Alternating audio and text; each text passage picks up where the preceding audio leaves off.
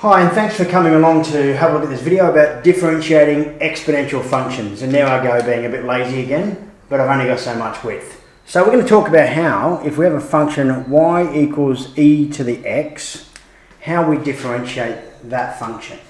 But you might not have seen e yet, so I'm just going to go through a little bit of a process. It's going to be very, very brief on where e comes from, and we'll talk a little bit about that, okay? So let's skip e.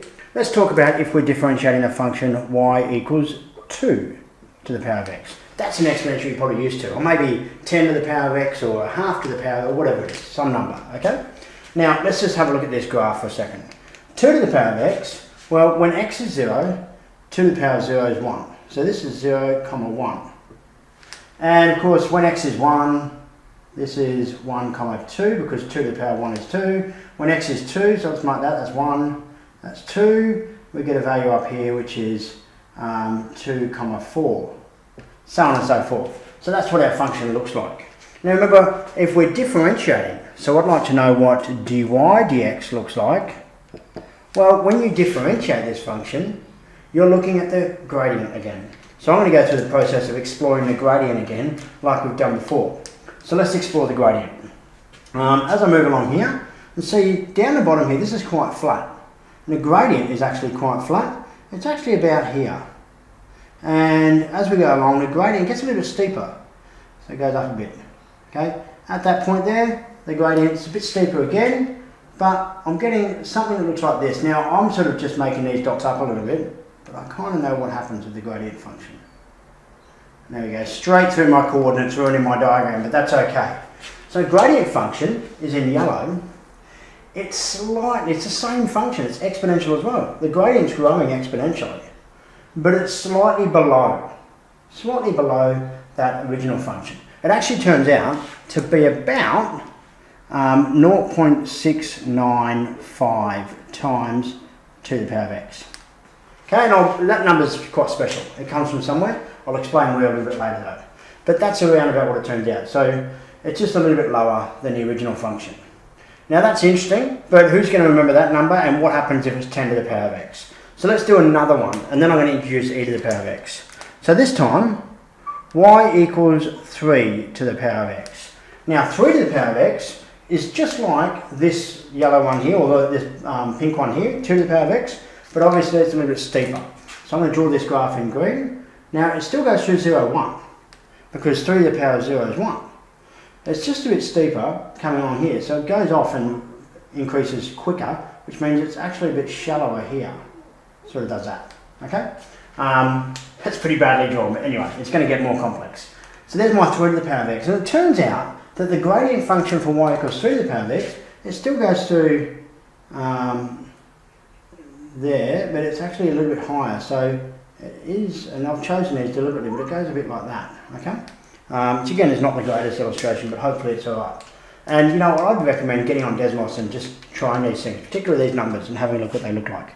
So in this case, dy dx equals about 1.105, I think. I'm unscripted in these videos. I think those numbers are right. They're pretty close. Anyway, so there's my dy dx for 2 to the x and 3 to the x, which is interesting. These have been built, and you'll see examples. Look it up. Where somebody's actually done it by first principles, generalised, and looked at, okay, well, what happens if x is 1, what happens if x is 1.5, and just build an understanding. You build up a table, you get really close to this. And what happens is I do first principles and decrease my gap and make it smaller and smaller. You get these numbers. The point here is, though, that we've got two numbers. We've got this number here, and we've got this number here, and they're the multipliers for our 2 to the x and 3 to the x. So somebody's come along and said, well, that's interesting. Is there a function, though, so that that number will be 1? Because I don't want to deal with these numbers. I want to be able to derive some function, okay? Let's say y equals a to the x, a is some number. I want to be able to derive that and just get dy dx equals 1 times a to the x, which, you know, that just equals a to the x. That's what I want to be able to do. Is there a function such that that happens? That's what I need to investigate now. Now the investigation has happened. We're not going to do it now, it's a short video. I'm going to tell you that there is. And that function is y equals e to the x. So actually, this is the derivative, and this is the one that you need to know. dy dx also equals e to the x, and that's really the main rule from today. These are important, but that's really important. And there is a way we can change a base. So if you wanted to investigate the rate of change of y equals 2 to the x, you can actually change that 2 to be e to the power of kx. And again, I won't go into it, but we can say that 2 is equal to e to the power of k, and then change the base. Work out what k is, change the base of this, and we're in a good place.